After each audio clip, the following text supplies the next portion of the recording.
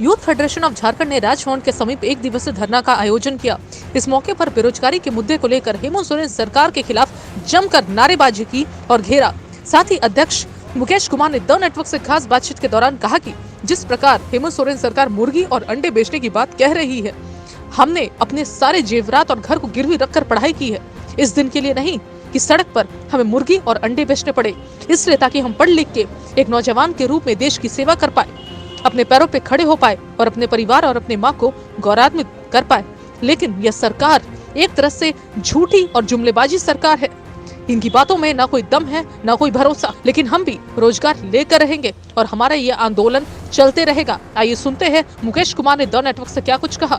धरना है, जरा विस्तारपूर्वक बताइएगा। आज हम लोग राजभवन के समक्ष all India youth federation Jharkhand प्रदेश की ओर से बेरोजगारी के मुद्दे पर सवाल पर हम लोग यहाँ राजभवन पर धरना प्रदर्शन के माध्यम से ज्ञापन देने हैं। 11 सूत्रीय हमारा मांग है। उन सूत्रीय मांगों पर हमारा सबसे बड़ा फोकस है कि जो वर्तमान समय में झारखंड प्रदेश के अंदर में केंद्र के अंदर के युवाओं को जो छला जा रहा है, जो रोजगार के सवाल पर जो खेल खेला जा रहा है, चुनावी खेल खेला जा रहा है, उसका हम लोग विरोध करते हैं। और हमारा मुद्दा है कि हम रोजगार हमारा अधिकार है, तो क्यों ना हम लोग इसकी लड़ाई करें। इसको लड़ाई को तेज करने के लिए आज हम लोग यहाँ खड़े हैं। अगर आज तो खैर आप लोग धरना खत्म हो गया, सरकार तो इस पर कोई संज्ञान ले नहीं रही है। उनके सारे जुमले निकल रहे हैं, सारे वाले जुमले, ये सरकार ही जुमलेबाज है और संज्ञान लेना नहीं लेना उनका काम है। और हमारा अधिकार है, संविधान में जो हमको अधिकार मिला है, हमारा राइट्स जो है उसको हम फॉलो करते हैं। कभी ये संगठन भगत सिंह का संगठन है, राजगुरु सुखदेव का संगठन है, चंद्रशेखर आज़ाद का संगठन है। उन्होंने भी अपने देश की आज़ादी की जो लड़ाई लड़ी और उन्होंने असेंबली में जिस तरह बम फेंका था अंग्रेज ब्रिटिश सरकार को जगाने के लिए, आज हम लोग भी ये युवा के नेतृत्व हैं और हम भी अपने सदन के सामने खड़े हैं और हम भी ललकार रहे हैं कि आज का युवा जागरूक है। अगर सरकारें इस तरह अगर हम लोग को बाध्य करेगी तो हम लोग रोड पर, सड़कों पर एक बार फिर बुलंद आवाज़ के साथ जाम करेंगे और आंदोलन को उग्र करेंगे और इस सरकार को भी बदलने का काम करेंगे। अच्छा, तो जैसे हेमंत सोरेन सरकार देख रहे कि जुमलेबाजी की तो सरकार है ही, तो इस पर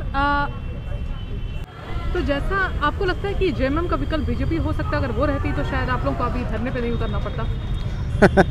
देखिए, इन्होंने भी जब रघुवर दास सरकार थी, बीजेपी की सरकार थी, इन्होंने हाथी उड़ा दिया।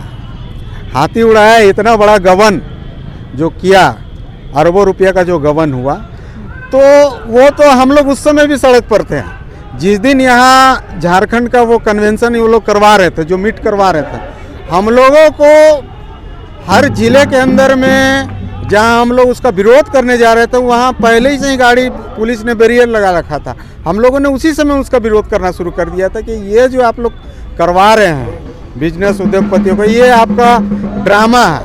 और वो ड्रामा ज़्यादा दिन चला नहीं और आज वो सत्ता से बाहर है। तो आखिर आपको क्या लगता है विकल्प क्या है आप लोगों के पास? अब जब ये सरकार भी वही कर रही है, पिछले विकल्प क्या है, आप क्या सोच रहे हैं? देखिए, हमारा देश और हमारा संविधान हमको अधिकार देता है कि अपनी लड़ाई और अपनी बात को रखने का, और अपनी लड़ाई को हम लोग रख रहे हैं। हम विकल्प क्यों दूसरे को खोजे? विकल्प हम खुद हैं, स्वयं एक युवा विकल्प है।